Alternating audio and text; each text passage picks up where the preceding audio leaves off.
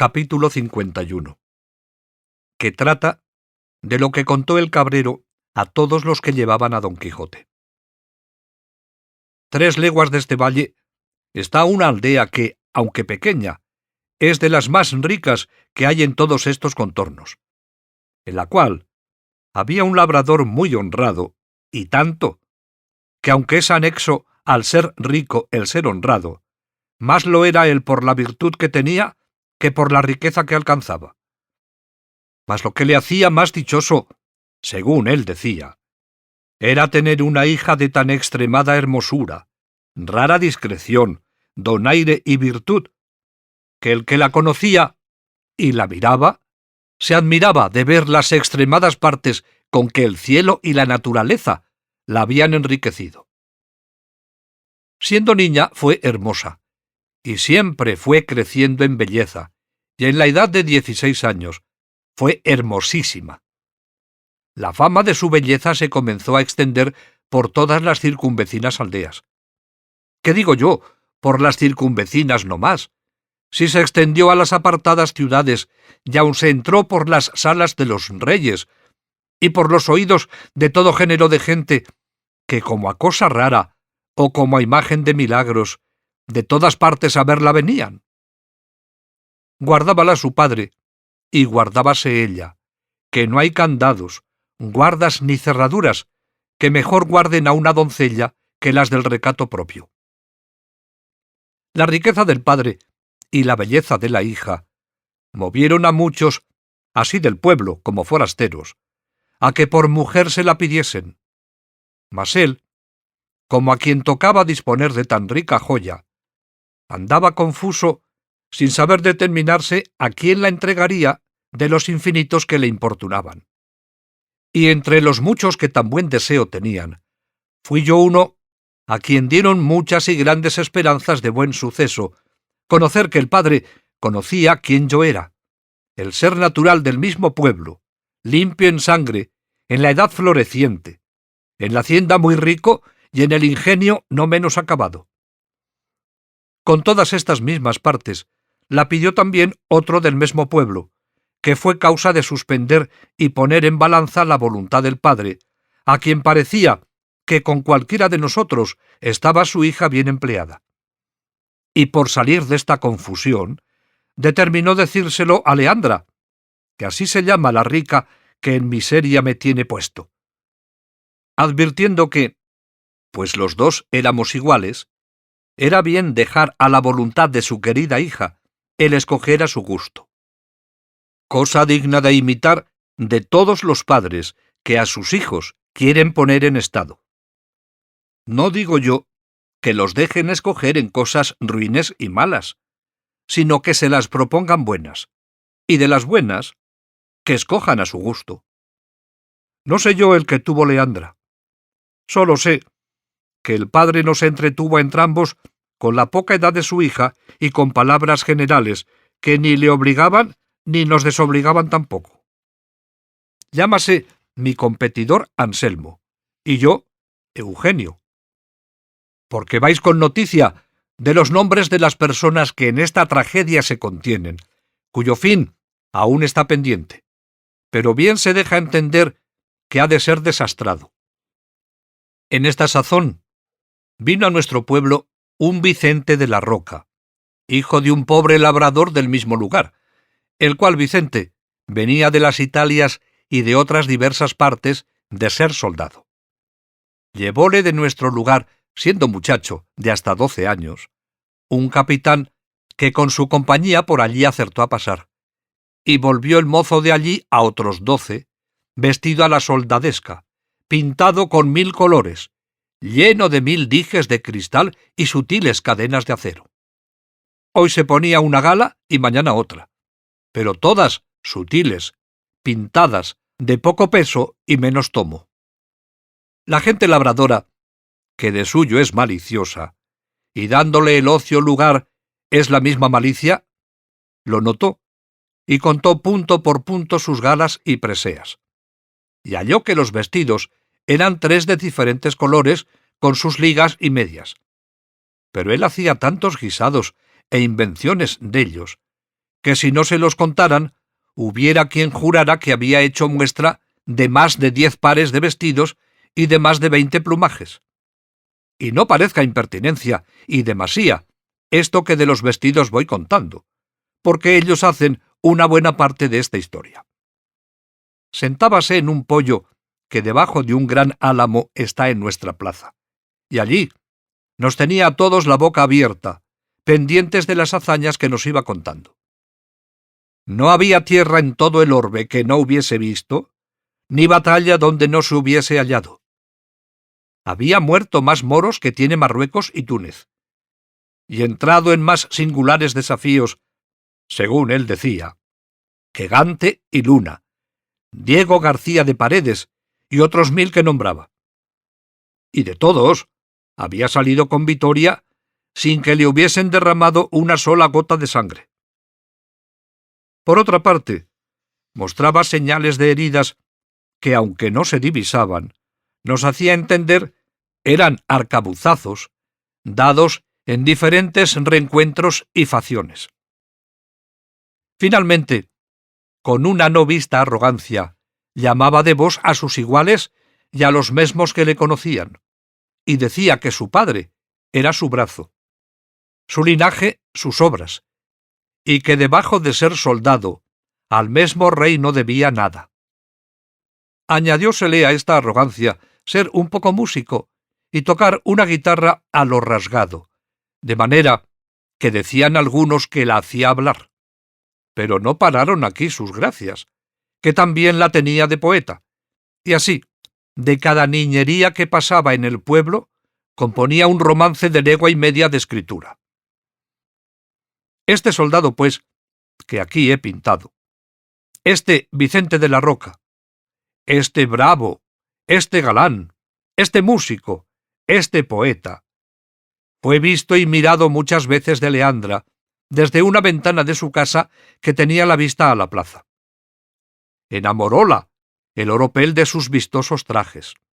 Encantáronla sus romances, que de cada uno que componía daba 20 traslados. Llegaron a sus oídos las hazañas que él de sí mismo había referido. Y finalmente, que así el diablo lo debía de tener ordenado, ella se vino a enamorar de él, antes que en él naciese presunción de solicitalla. Y como en los casos de amor, no hay ninguno que con más facilidad se cumpla que aquel que tiene de su parte el deseo de la dama, con facilidad se concertaron Leandra y Vicente. Y primero que algunos de sus muchos pretendientes cayesen en la cuenta de su deseo, ya ella le tenía cumplido, habiendo dejado la casa de su querido y amado padre, que madre no la tiene, y ausentándose de la aldea con el soldado que salió con más triunfo de esta empresa que de todas las muchas que él se aplicaba. Admiró el suceso a toda el aldea, y aun a todos los que de él noticia tuvieron.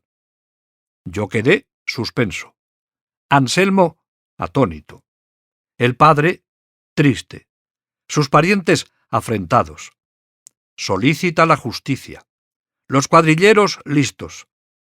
Tomáronse los caminos, escudriñáronse los bosques y cuanto había, y al cabo de 3 días hallaron a la antojadiza Leandra en una cueva de un monte, desnuda en camisa, sin muchos dineros y preciosísimas joyas que de su casa había sacado. Volviéronla a la presencia del lastimado padre. Preguntáronle su desgracia. Confesó sin apremio que Vicente de la Roca la había engañado, y debajo de su palabra de ser su esposo, la persuadió que dejase la casa de su padre, que él la llevaría a la más rica y más viciosa ciudad que había en todo el universo mundo, que era Nápoles, y que ella, mal advertida y peor engañada, le había creído, y robando a su padre, se le entregó la misma noche que había faltado, y que él la llevó a un áspero monte y la encerró en aquella cueva donde la habían hallado. Contó también cómo el soldado, sin quitarle su honor, le robó cuanto tenía y la dejó en aquella cueva y se fue. Suceso que de nuevo puso en admiración a todos. Duro, señor, Se nos hizo creer la continencia del mozo, pero ella lo afirmó con tantas veras que fueron parte para que el desconsolado padre se consolase, no haciendo cuenta de las riquezas que le llevaban, pues le habían dejado a su hija con la joya que, si una vez se pierde, no deja esperanza de que jamás se cobre. El mismo día que pareció Leandra, la despareció su padre de nuestros ojos y la llevó a encerrar en un monasterio de una villa que está aquí cerca, esperando que el tiempo gaste alguna parte de la mala opinión en que su hija se puso. Los pocos años de Leandra sirvieron de disculpa de su culpa, a lo menos con aquellos que no les iba algún interés en que ella fuese mala o buena. Pero los que conocían su discreción y mucho entendimiento no atribuyeron a ignorancia su pecado, sino a su desenvoltura y a la natural inclinación de las mujeres, que por la mayor parte suele ser desatinada y mal compuesta. Encerrada Leandra, quedaron los ojos de Anselmo ciegos, a lo menos sin tener cosa que mirar que contento le diese. Los míos, en tinieblas, sin luz que a ninguna cosa de gusto les encaminase.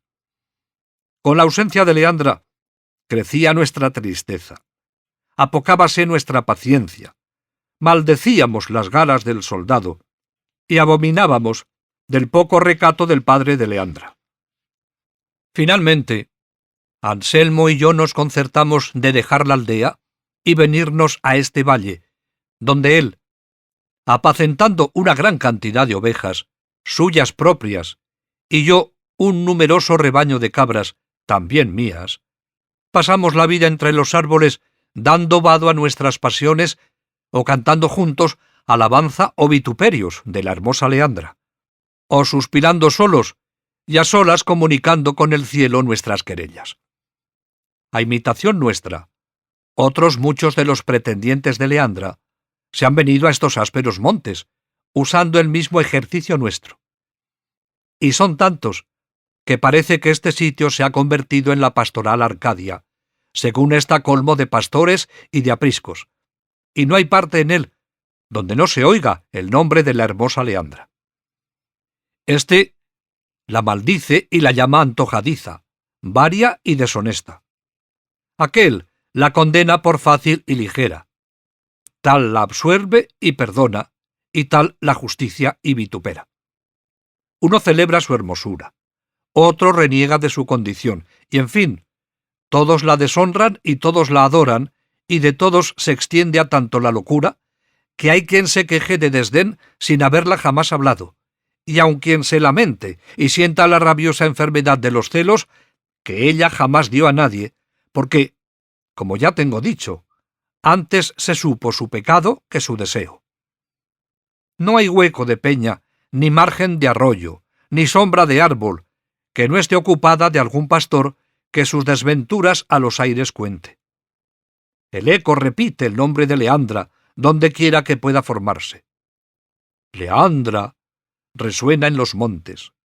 Leandra murmuran los arroyos. Y Leandra nos tiene a todos suspensos y encantados, esperando sin esperanza y temiendo sin saber de qué tememos. Entre estos disparatados, el que muestra que menos y más juicio tiene es mi competidor Anselmo, el cual, teniendo tantas otras cosas de qué quejarse, solo se queja de ausencia. Y al son de un rabel que admirablemente toca, con versos donde muestra su buen entendimiento, cantando se queja. Yo sigo otro camino más fácil y, a mi parecer, el más acertado, que es decir mal de la ligereza de las mujeres, de su inconstancia, de su doble trato, de sus promesas muertas, de su fe rompida y, finalmente, del poco discurso que tienen en saber colocar sus pensamientos e intenciones. Y esta fue la ocasión, señores, de las palabras y razones que dije a esta cabra cuando aquí llegué. Que por ser hembra la tengo en poco, aunque es la mejor de todo mi apero. Esta es la historia que prometí contaros. Si he sido en el contarla prolijo, no seré en serviros corto. Cerca de aquí tengo mi majada, y en ella tengo fresca leche y muy sabrosísimo queso, con otras varias y sazonadas frutas, no menos a la vista que al gusto agradables.